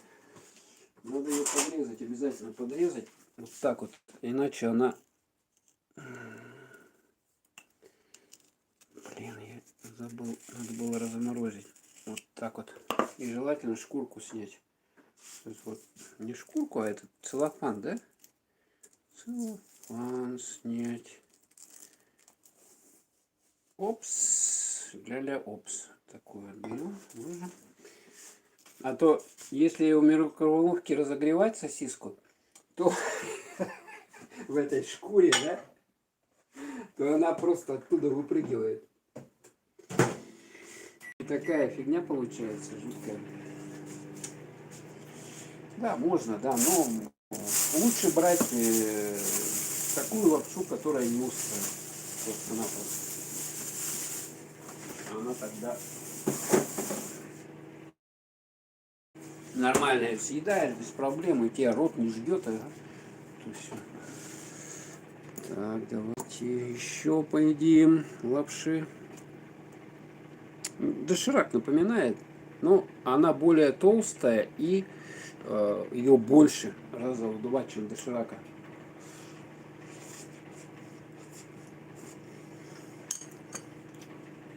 В дошираке, кстати, там, по-моему, мясо какое-то есть, а вот здесь вот я его не вижу вообще. Типа вегетарианская пища. Так, что там? Разогрелась сосиска? Так, на кого она похожа? Вот такая вот она стала. Вот такая вот сосисочка. Мы ее поставим. Порежем такими кусочками. И будем в прикуску есть. Ой, блин. Открою микроволновку. Вот что здесь лишнее все, что... Что лишнее включенное не было. Так, ну и что, берем мы сосисончик. Вот такой вот. Не получится его... вот так вот ложим. Смотрите. Бутерброд. Бутерброд вот, с литовским хлебом. Вот так вот. А еще можно маслицем смазать. Тогда вообще смак будет. И никакие вам не нужны эти самые...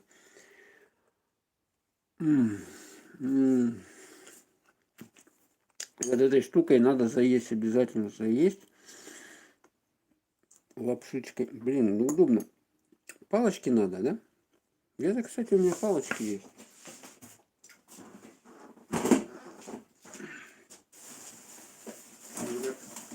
Палочки.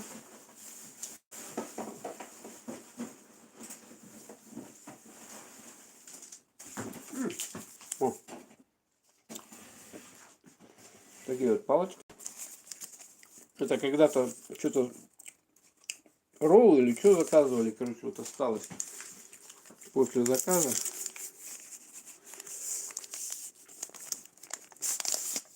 Я их не выкидываю, оставляю. Ну, да, добро выкидывать, да? Можно же.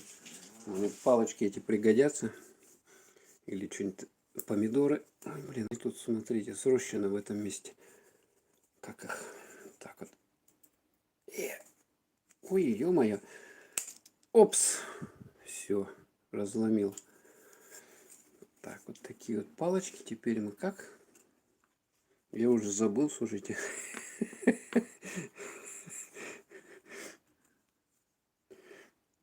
Вот, берем лапшу. Лишнее оно спадает. И ее вот так вот. Хоп.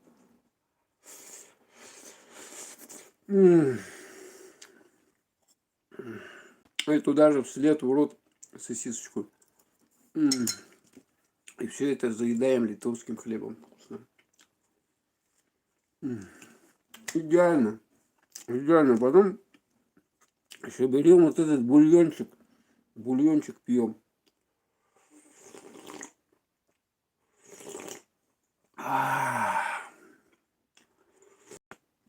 О, о,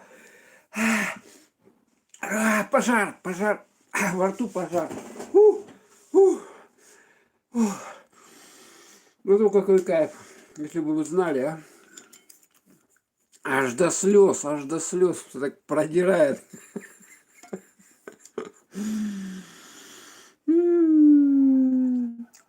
Давайте едим дальше. Так, ладно. Давайте мы с этой лапшой завяжем. Пока завяжем, ага. Сейчас мы будем пробовать вот это вот. Так это у нас была какая? Юкиджи-джанк вот этот какой-то. Теперь будем удон пробовать. Так, беру. Ставлю. Вот эта лапша. Удонг. Пробуем. Тоже корейская лапша. И тут сейчас сюда, с этой стороны. Главное не попутать их. Хотя вот эту острую, наверное, ход, которая ее не попутаешь ни с чем. По вам. Ну, это уже, видите, по цвету, да, она отличается. Вот это обычная должна быть. Вот она такая, смотрите, толстая какая. Толстая же, да? А зачем я? У меня же палочки есть, господи. Привычка дурная. Вилками есть. Надо палочками есть. Вот такими из бамбука. Экологически безопасными. Хотя металл тоже, в принципе. Если его не есть, он тоже безопасный.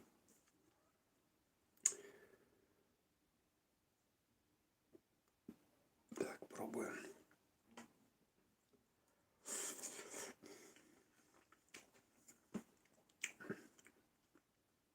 Слушайте, что-то какой-то грибной вкус или что? Что тут у нас вообще содержится?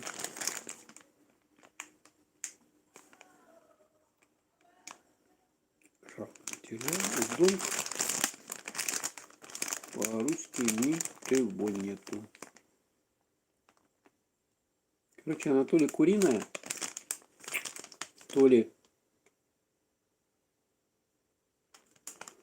грибная. Может, то и другое в перемешку.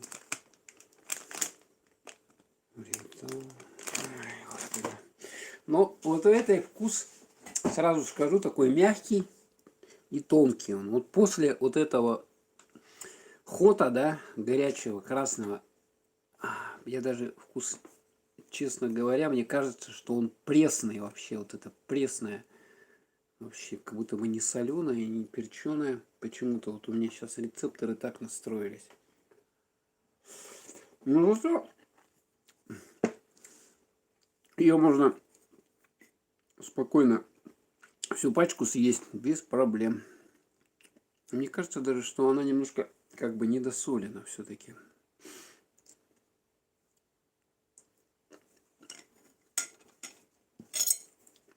Ну, сосисочка вообще классно идет. Кстати, мы тут видим какие-то овощи. Вот травку видим. Какие-то здесь овощи видим мы. Да, овощи, морковь. Еще что-то тут. Лук репчатый. Вот видите, на морковь, да? Вот она морковь.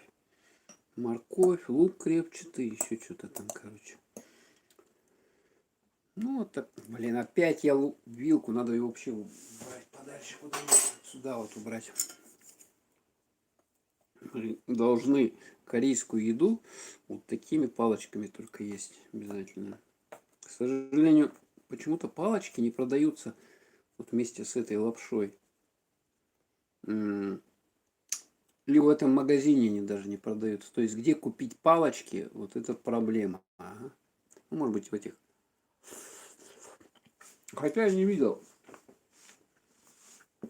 в магазинах хозяйственных, где продают посуду, я палочки вот такие не видел. То есть это, видать, где корейская, чисто японская, азиатская кухня продается, там, наверное, можно палочки приобрести.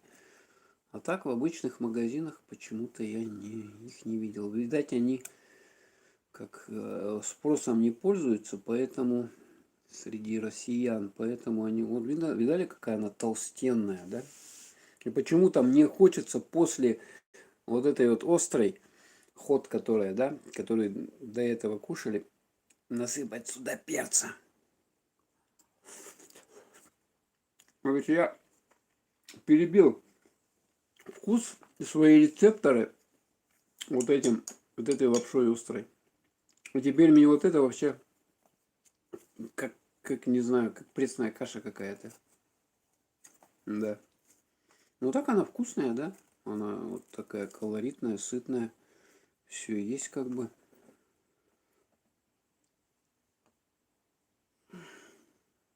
Ну вот ей точно можно наесться, точно. Еще кусок мяса сюда, если кинуть, да?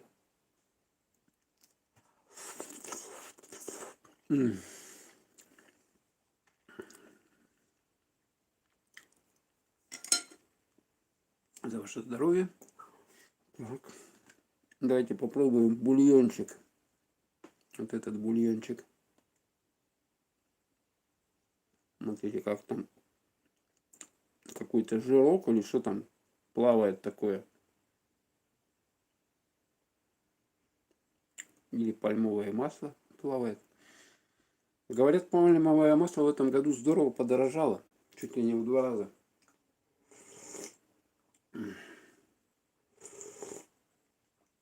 Вкусно, вкусно. Тоже вкусно. Только мне надо было дегустацию начинать с этой лапши. Вот с этой вот. А потом переходить на острые. А так я свои рецепторы забил. И теперь мне кажется, что вот эта лапша, она безвкусная.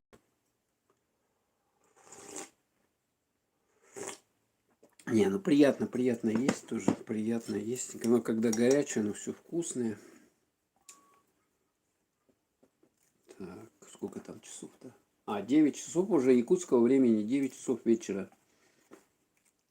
У нас с Москвой разница в 6 часов. А если там 12 часов, то у нас уже 6 часов вечера. Представляете, какая разница? И эту. Так, ну слушайте, в принципе, все понятно. То есть она подходит, если даже у вас язва, она подойдет. Или гастрит. То есть она не острая довольно. Ну, опять же, ее много есть нельзя. Постоянно имеется в виду. Так, давайте ее сейчас в сторонку. И перейдем вот этому кимчи. Что за волшебное кимчи? Вот это вот рамен кимчи. Корейская кимчи флаур. Она, видите, тоже какая-то красная тоже. Аутентик. Корея, мейтинг халяль. Все, пожалуйста. Так, сейчас мы... Блин, она прилипла. Чашка прикипела, блин. Ё-моё, отлипай. Вообще жесть. Блин, испортила я эту клеенку. Вытянулась она. Так, эту мы убираем. Надо будет менять. Ладно, кухонный стол, что вы хотите? Кухонный стол, он должен там даже порежешь иногда его ножиком, случайно рубанешь что-нибудь. Колбасу режешь, или помидоры режешь, случайно рубанул ножиком по клеенке, и она порезалась, господи. И такая уж она дорогая. Так, открываем рамен кимчи. Вот она какая. У нас классика, да, корейской кухни. Так, давайте мы почитаем. Прочитал, да? Лапша, кимчи, рамен со вкусом кимчи. Состав: мука, крахмал, растительное масло, соль, соевый соус, соевое масло, приправа из сушеных овощей, кимчи, красный перец, лук, морковь, красный перец. Так. Кимчи это, короче, обжаренные овощи, я так понял. Ну что, давайте. Так, у меня, кстати, хлеб-то кончился, вот последний кусочек. Я вот нарезаю. Очень вкусный литовский хлеб, вот этот рекомендую всем. Даже тут написано литовский хлеб. Хлеб литовский. Блин, фокусируйся. Ё-моё, это что такое?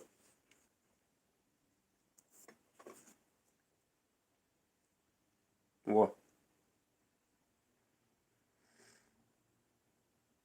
Красный дошик люблю, только приправу полны добавляю. Как же с вами весело. Да, хлебозаводской хлеб. Нет, это не хлебозаводской, это вот тут. Сейчас, если мы прочитаем.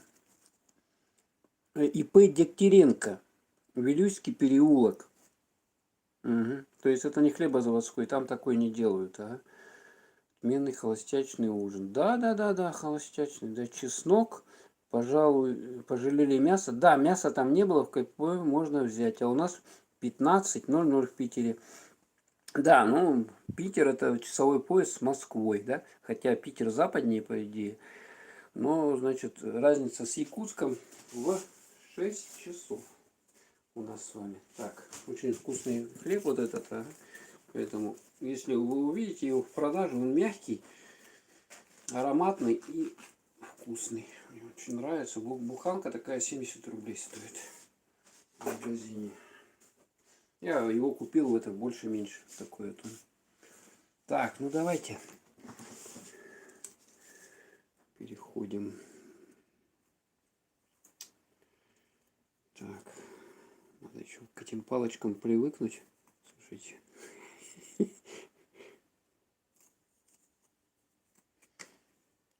Как-то накручивает, да? Так, давайте. Вот я беру.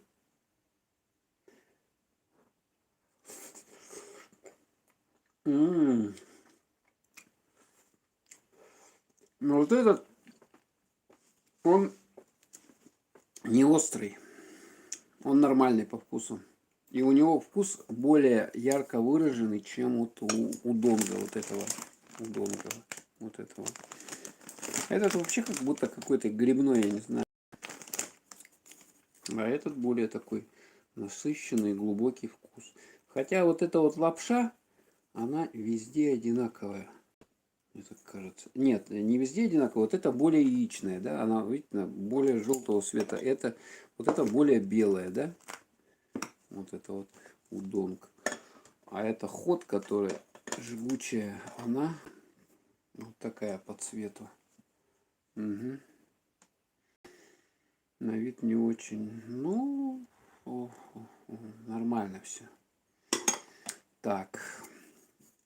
Хлеб, что ли, на вид не очень? Не, ну он вкусный, он, смотрите, он мягкий какой. Он, видите, как губка. Как вот этой моетесь, вот, поролоновой губкой, вот так же он сжимается. Он вкусный, вкусный. Возьмите, попробуйте. Ну, не знаю, у вас делают, нет, или в ваших городах. Ага, у нас вот этот ИП Дегтяренко, оно, на нем, значит, классно делает. Ага. Мне нравится, покупаю часто. Так, берем, ложим.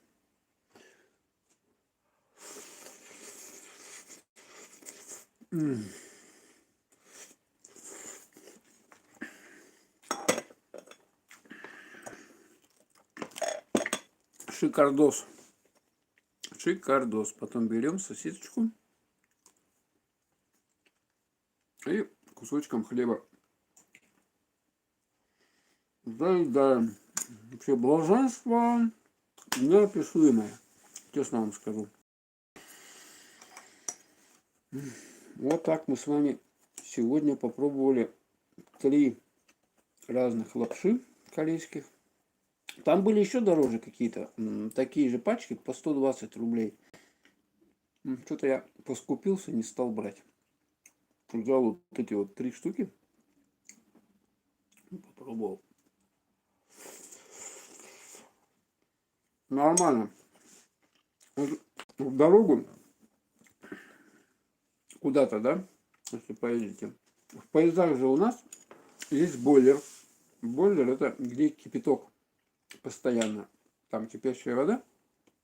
То есть вы вот такую лапшичку берете с собой. Не надо там покупать. Там вы, может, и не найдете. Там в основном один доширак на железнодорожных продается. В вокзалах там где-то один доширак. А такую надо с собой взять, конечно, заранее подготовиться, сходить в магазин, купить, набить такой большой пакет еды туда, если вы не один день едете, да. И вот ехать и вот заваривать кипяточком. Ну, для этого, соответственно, ну, такую можно посуду, да, как бы, но ее неудобно таскать. То есть вы вот, она горячая будет, вы просто можете не донести. Или надо какой-то... Лучше пластмассовые контейнеры такие, знаете, да? То в этих контейнерах пластиковых с крышечками. То есть вы подошли к бойлеру, то там лапша у вас уже насыпана. Заливаете кипятком, закрываете крышкой и спокойно идете. Потому что если вы крышкой не закроете и пойдете, то можете расплескать кипяток. А не дай бог, вы вот в плацкарте едете, да? Там люди слева, справа сидят везде, а дети лазят по этим туда-сюда. Представляете, да, вы на кого-то плесканете этот кипяток, что будет? Будет неприятность. Ну, надо контейнеры с собой такие закрытые, с крышками носить. И очень удобно эту лапшу. Ну, вот это вот кимчи получается. Из того, что мы попробовали, это вот идеальный вариант. Жена, ну да, наверное, прибьет, я думаю.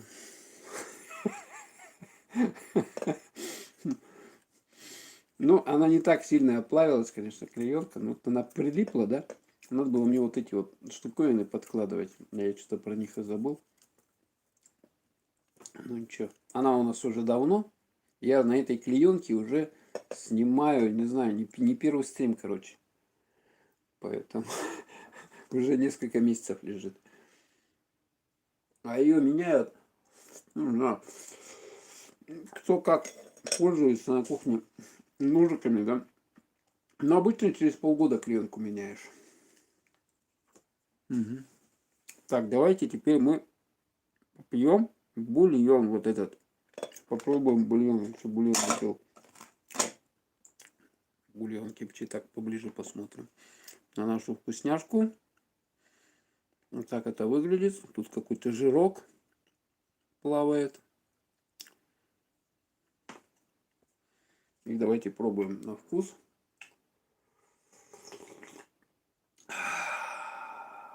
Немножко кисленький по сравнению вот с этими, да? Но такой вкус более выраженный вот этой кимчи. Да, за счет того, что вот это кимчи, он более вкус такой насыщенный, он более вкусный кажется. Ой. И перца, в общем, в меру, и всего, и нормально. То есть, вот если вы придете в магазин и будете думать, чтобы купить, да, ну, вы особо не любитель островых блюд, поберите вот это кимчи, и он вам зайдет нормально. Наешьтесь вы там. Ну, еще надо сосиску взять, конечно, да, чтобы это как бы мяско было еще дополнительно. Вот таким вот образом. Короче, мой вывод вот такой вот. Там еще, конечно, я бы еще больше взял. Ну вот за один стрим, наверное, больше чем 3 лапши, наверное, не попробуешь, потому что, ну, потом куда-то девать это надо. Во-первых, съесть надо, да, если 4, там уже может не зайти. А там можно было набрать, я говорю, наверное, сортов разных видов этой лапши корейской, да, вот чисто корейской. Видов 6-7, наверное, вот так вот. Разных. Ну, это еще по цене она недорогая, 70-80 рублей. А есть, которые по 120, еще дороже. Там тоже пачки такие приличные. Ну, там, я думаю, что можно вдвоем запросто наесть. Вот этой даже Дарницкому хлебозаводу. Ну, Дарницкий хлебозавод. Помню, да, что-то было такое. Да, это какой у нас Дегтяренко ИП, индивидуальный предприниматель. Ну, уже давно хлеб делает. Вот в этой самой упаковке пленки. Такой вот хлеб. Его можно вообще, этот хлеб, есть вообще без всего. То есть маслом помазал, или даже можно там, не знаю, чем-нибудь, варенье, да, с вареньем его кушать. Ну что, шоколад, слушайте, я вот классно наелся за сегодняшний вечер. Вообще супер, конечно. Так, ну давайте, наверное, уже будем скоро заканчивать наш стрим.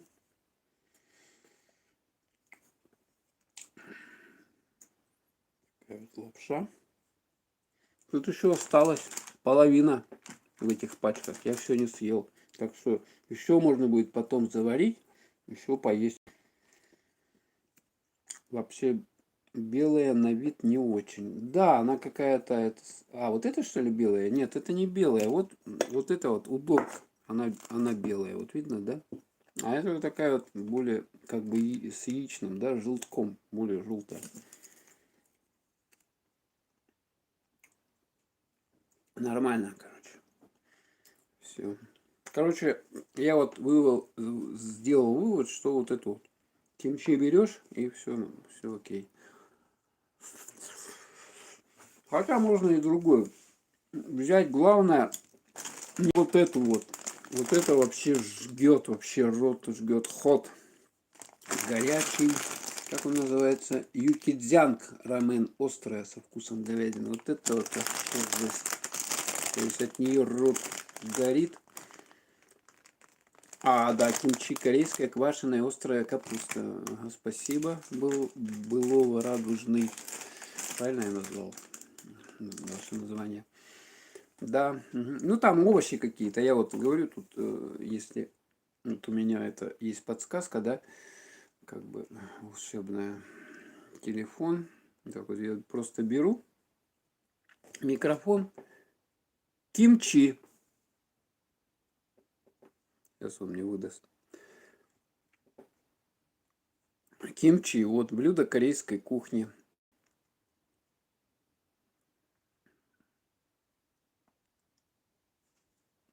Ну, фокусируйся. Что, близко, что ли, слишком? Да, ё-моё. Ну, вот она так выглядит, короче. Это капуста, да? Сейчас я прочитаю вам. Кимчихи. Кимчхи. В русскоязычных текстах встречается написание кимчи или ким-кирачи. Блюдо корейской кухни, представляющее собой остро приправленные квашеные ферментированные овощи, в первую очередь пекинскую капусту. То есть овощи плюс или капуста, да. Значит, вот тут на фотографии видно, да? О, кимчи. По-корейски кимчи называется она. Вот таким вот образом. Так, что-то мы забыли. Я, короче, наелся. Больше всего, получается, я съел вот этой вот лапши. Это я поменьше съел. И этой тоже немного съел острой. Так. Поскольку я уже наелся, закроем. И мы с вами про капучино забыли. Она уже такого неприглядного вида стала. Ну, сейчас его попьем. Тоже такой вот капучино. Пенка спала уже давно, я его заварил. Час 57 стрим у нас, почти 2 часа. Как вот это вот вкусно этой корицы. Вообще четко. Вот она даже плавает там, что ли. Вот эта корица, она натуральная. Прикольно, 20, что-то 2 рубля или 21 рублей пакетик вот такой. Такой большой, приличный пакет. Тут, короче, сливки и кофе растворимый. Все это высыпаешь. Отдельно идет пакетик с этой вот корицей. Ага, его тоже сюда высыпаешь. Вот даже видно, она там на стенках, да? Прилила. Вообще шикарно. Вообще. Ладно, будем прощаться. Сейчас у нас время уже скоро бай-бай. Хотя сегодня суббота, в общем, завтра воскресенье, можно поспать будет. Смотрите ролики на канале. Там я вчера, сегодня несколько роликов уже напилил. Про то, как снег в Якутске у нас уже лежит и не тает. Так что всем пока. До новых встреч.